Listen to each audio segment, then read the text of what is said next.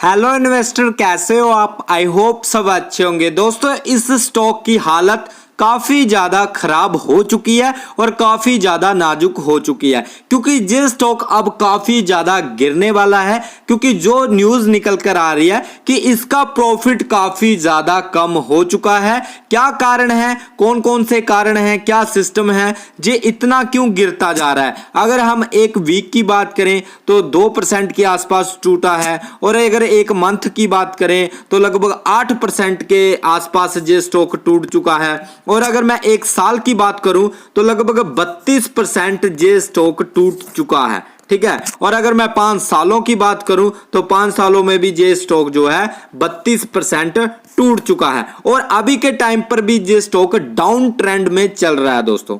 ठीक है, तो आगे कितना गिर सकता है, कहां से इसका जो है ट्रेंड रिवर्स होगा? अगर आप इस स्टॉक में होल्ड करके बैठे हो तो आपको क्या निकल जाना चाहिए या वेट करना चाहिए, या अभी के टाइम पर इसको बाइंग करना चाहिए, इसको होल्ड करके बैठना चाहिए? क्या सिस्टम है, सब कुछ डिस्कशन करने वाले हैं दोस्तों। ठीक है, आपको खुद समझ आ जाएगा कि मैं कहना क्या चाहता हूं। जो जो बातें मैं आपको समझाऊंगा ना, ध्यान से देखना आप कि मैं कहना क्या चाहता हूं, इसका सिस्टम क्या हो सकता है। ठीक है, तो देखो, पहले तो हमें कुछ कंडीशंस हैं जिनको जो स्टॉक फुलफिल करेगा तो वो बढ़िया रहेगा, अगर नहीं करता है तो हमारे लिए जो स्टॉक बेकार हो जाएगा। ठीक है, तो पहली कंडीशन तो ये भी है कि ओवरऑल में स्टॉक का जो चार्ट का प्राइस है वो बढ़ते क्रम में होना चाहिए, इस तरह से होना चाहिए। ठीक है, ऊपर को, ठीक है, ना कि इस तरह से। इसको बोला जाता है डाउन ट्रेंड दोस्तों। ये डाउन ट्रेंड रिपीट करता हुआ चल रहा है, कहां तक गिरेगा कोई नहीं जानता। ये स्टॉक 1 रुपया भी आ सकता है, 2 रुपए भी आ सकता है, 50 पैसे भी आ सकता है। ठीक है, अब कई भाई हंस रहे होंगे, क्या बात कर रहा है भाई? बात नहीं कर रहा, रियलिटी बता रहा हूं मैं। ऐसे आपको 36 ऐसे स्टॉक बता सकता हूं जिनका जो पहले अपने टाइम पर 4000 पर थे, 4000 पर, अब वो 1 रुपए, 2 रुपए, 10 रुपए के हिसाब से चल रहे हैं। तो आप खुद अंदाजा लगा दो कि कोई भी स्टॉक ऐसा नहीं होता है जिस पर आप ट्रस्ट कर सको कि नहीं भाई ये तो कभी होगा ही नहीं, इसके साथ ऐसा होगा ही नहीं। ये आपकी सबसे बड़ी गलत फहमी होती है। बाकी इसके जब आप फंडामेंटल देखोगे ना, आप खुद समझ जाओगे तो कि हम तो बेकार स्टॉक में बैठे हुए हैं। ठीक है, तो दोस्तों देखो, पहली बात तो ये है कि इसके फंडामेंटल क्या है। तो फंडामेंटल की अगर बात करें तो 1976 करोड़ की ये कंपनी है। ठीक है, और पीई रेशियो की बात करें तो पीई रेशियो 14.6 का है, बढ़िया है। ठीक है, पीबी रेशियो भी बढ़िया है, इंडस्ट्री पीई भी बढ़िया है। ठीक है, ठीक ठाक ही है, मीडियम है। डेट ऑफ इक्विटी भी बढ़िया है। आरओई की बात करें तो 11.99% है आरओई। अर्निंग पर शेयर की बात करें तो 14.36 है। डिविडेंड की बात करें 0.25% है। डिविडेंड ज्यादा कुछ कंपनी देती नहीं है, देगी कहां से? कंपनी लॉस में चल रही है दोस्तों। कंपनी की इतनी गिरावट का कारण क्या है उसको भी मैं आपको बताने वाला हूं, उसको भी आपको समझा दूंगा कि कंपनी की गिरावट का कारण क्या है। ठीक है, और अगर मैं बुक वैल्यू की बात करूं तो बुक वैल्यू दोस्तों 119.77 है दोस्तों।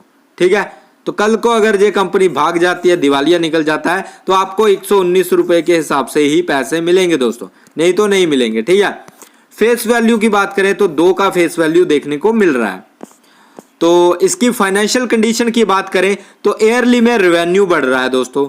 और अगर मैं प्रॉफिट्स की बात करूं तो प्रॉफिट्स हाल ही में प्रॉफिट जो आपको ये बहुत ज्यादा देखने को मिल रहा है, ये कुछ भी नहीं है दोस्तों। 58% के आसपास इसके प्रॉफिट में गिरावट आई है दोस्तों। ठीक है, और नेटवर्थ की बात करें, ये भी आप इसको देखकर खुश मत होना दोस्तों। ठीक है, बाकी जहां पर अगर मैं डिटेल्स में बात करूं कि डिटेल्स में क्या है, जितने दोस्तों इसका रेवेन्यू है उतने ही लगभग खर्चे हो रहे हैं। तो कुछ भी नहीं, ये बेकार होता है कि देखो आप खुद सोचो ना, 726 का रेवेन्यू है, 712 के खर्चे हैं, क्या उखाड़ लिया? इतना रेवेन्यू बढ़ाने से क्या उखाड़ लिया? जो 712 के आपके खर्चे हो गए, 712 करोड़ के आपके खर्चे हो गए और 726 करोड़ का टोटल रेवेन्यू जनरेट हुआ, तो कुछ भी नहीं कर रहे हो। ठीक है, और अगर बैलेंस शीट की बात करूं दोस्तों, जहां पर कि बैलेंस शीट क्या रहने वाली है, तो जहां पर आप देखोगे टोटल एसेट 1613 और टोटल लाइबिलिटीज की बात करें 853। हालांकि ये अच्छा है, ठीक है, ये थोड़ा सा अच्छा है। बाकी कैश फ्लो की बात करें तो कैश फ्लो भी दोस्तों नेगेटिव चल रहा है। ये भी एक डिसएडवांटेज है कि नेगेटिव कैश फ्लो चल रहा है। ठीक है, अब शेयर होल्डिंग पैटर्न की बात करते हैं दोस्तों, जहां पर एक बहुत इंपॉर्टेंट बात बताने वाला हूं। अगर अभी तक ये वीडियो आप देख रहे हो तो आप बहुत किस्मत वाले हो। ठीक है, क्योंकि आगे आपको कुछ ऐसा पता चलने वाला है जो आपकी आंखें खोल कर रख देगा कि हम तो पागल थे जो इस स्टॉक में बैठे हुए हैं। ठीक है, ये देख लो भाई share holding pattern. Share holding pattern में आपको क्या देखने को मिल रहा है?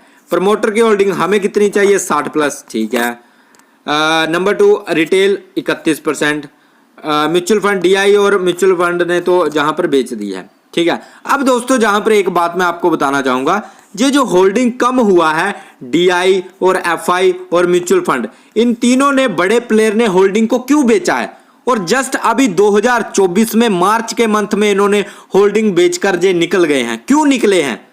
और रिटेल इतना पागल, अपना माल रिटेल को चिपकाकर जे प्रॉफिट निकालकर चले गए बहुत शानदार तरीके से। और हमारे जहां के रिटेल इन्वेस्टर पागल इनका जो है माल खरीद कर बैठ गए। अरे भाई मेरी बात सुनो, जो बड़ा प्लेयर है भाई, म्यूचुअल फंड से ज्यादा नॉलेज आपके पास है, डीआई के पास, डीआई से ज्यादा नॉलेज आपके पास है, फॉरेनर इंस्टीट्यूशन से ज्यादा आपको नॉलेज है? पहले ये बात का आंसर दो मुझे। नहीं है ना? वो भाई मैनेजमेंट के साथ बैठकर कॉफी चाय पीते हैं, उनको पता है कि कंपनी क्या करेगी आगे। तो अगर ये 3 बड़े प्लेयर जहां से माल आपको चिपकाकर निकल गए तो आप क्या देख रहे थे? ठीक है, क्या देख रहे थे पहले ये बात बताओ। ठीक है, इसका मैं आगे खोलूंगा इसके राज की क्या सिस्टम है। तो दोस्तों जहां पर चलते हैं, पहले कंपनी का थोड़ा बायोडाटा जान लेते हैं। कंपनी काम क्या करती है, कंपनी का बिजनेस क्या है। तो 1992 में निर्माण हुआ था इस कंपनी का। गंधार ऑयल लिमिटेड सफेद तेल का इसका प्रमुख निर्माता है, जो उपभोक्ता और स्वास्थ्य देखभाल उद्योगों के को भी पूरा करता है दोस्तों। तो ऑयल का, जैसा कि गंधार रिफाइनरी ऑयल है, तो ऑयल का ही इसका जो है प्रमुख धंधा है दोस्तों। ठीक है, ध्यान में रखना दोस्तों। गिरावट का कारण क्या है? गिरावट का कारण ये है दोस्तों, ये जो न्यूज है इसको ध्यान से देखो। गंधार ऑयल रिफाइनरी भारत का समेकित शुद्ध लाभ मार्च 2024 तिमाही में, मार्च में ही हुआ है ये कांड, 58.81% घट गया है। ठीक है, ये कम आंकड़ा नहीं है दोस्तों, ये ध्यान में रखना। 58% किसी स्टॉक का प्रॉफिट घट जाना 100 में से तो बहुत बड़ी बात है। गंधार ऑयल रिफाइनरी इंडिया का शुद्ध लाभ मार्च 2024 को समाप्त तिमाही में 58% घटकर 9.14 करोड़ रुपए हो गया, जबकि मार्च 2023 के समाप्त में पिछली तिमाही में 22 करोड़ के आसपास था दोस्तों। ठीक है, तो ये अंतर देखो, 22 करोड़ से प्रॉफिट सीधा 9 करोड़ पर आ चुका है। तो कितनी बुरी हालत है। और ये आपके जो डीआई है, एफआई है, इसलिए इन्होंने आपको माल चिपका दिया है। ठीक है, यही मेन बात है। और बाकी दोस्तों मैं क्यों पित्रोस्की स्कोर देखता हूं? मैं इसलिए देखता हूं पित्रोस्की स्कोर, इसका 2 का पित्रोस्की स्कोर था, इसलिए मैं आपको बोलता था ऐसे स्टॉक में मत घुसना जिसके फंडामेंटल अच्छे ना हो। इंटरेस्टिंग वैल्यू हालांकि इसकी 220 की देखने को मिल रही है, आपको ये अंडर वैल्यूड स्टॉक देखने को मिलेगा, सब कुछ इसका अच्छा देखने को मिलेगा, पर जो मेन बड़े कारण है वो इसके कहीं ना कहीं बेकार नजर आएंगे दोस्तों। ठीक है, बाकी अगर जहां पर देख लो भाई, रिलायंस इंडस्ट्री बढ़िया कर रहा है, IOCL ये भी बढ़िया कर रहा है, हालांकि इसका भी जो है क्वार्टरली प्रॉफिट नेगेटिव में है। BPCL का भी क्वार्टरली प्रॉफिट नेगेटिव में है, HPCL का भी प्रॉफिट नेगेटिव में है। ठीक है, MRPL का भी प्रॉफिट जो है नेगेटिव चल रहा है। ठीक है, CPCL का भी जो प्रॉफिट है नेगेटिव चल रहा है, पर एक आपकी गंधार ऑयल रिफाइनरी है जिसका सबसे खराब चल रहा है, सबसे खराब अभी के टाइम पर। ठीक है, तो ये कहीं ना कहीं दिक्कत है। ये 4% के आसपास सेल्स में जो ग्रोथ में फर्क पड़ा है, और आपका प्रॉफिट भी मार्जिन कम हुआ है दोस्तों। ठीक है, ध्यान में रखो इन बातों को। कैश फ्लो भी उतना नहीं है, लगभग नेगेटिव चल रहा है। इन्वेस्टिंग एक्टिविटीज ये भी नेगेटिव है, फाइनेंसिंग एक्टिविटीज ये भी कैश फ्लो नेगेटिव चल रहा है। ठीक है, बाकी वैल्यूएशन की बात करें, अभी थोड़ी वैल्यूएशन हाई देखने को मिल रही है। बाकी एंट्री पॉइंट गुड देखने को मिल रहा है, पर कोई भी जहां पर पागल ही होगा जो एंट्री जहां पर लेगा। क्यों लेगा ये देख लो, इसे पढ़ो एक बार। डिक्रीज्ड फॉरेनर इंस्टीट्यूशन होल्डिंग, और ये देखो ये पागल हमारे आपके और हमारे जैसे लोग। ठीक है, इंक्रीज टोटल रिटेल होल्डिंग, और डिक्रीज फॉरेनर इंस्टीट्यूशन। यही फर्क है फॉरेनर में और हमारे में, ठीक है। रिटेल और बड़े प्लेयर में यही फर्क होता है, उसको पता होता है कब किसको माल चिपकाना है और बाहर निकलना है, और रिटेल को पता होता है कब मुझे मूर्ख बनना है और कब मुझे किसी के नीचे लगना है, ठीक है। जहां पर देखो एक बार आप ये देखो फॉरेनर इंस्टीट्यूशन की होल्डिंग कैसे कम होती हुई आई है दोस्तों। सितंबर 2023 में लगभग 4% के आसपास थी, नवंबर 2023 में भी इतनी ही होल्डिंग थी, दिसंबर 2023 में बड़ा जहां पर सेल ऑफ देखने को मिला और इन्होंने होल्डिंग को निकाल दिया फॉरेनर इंस्टीट्यूशन ने।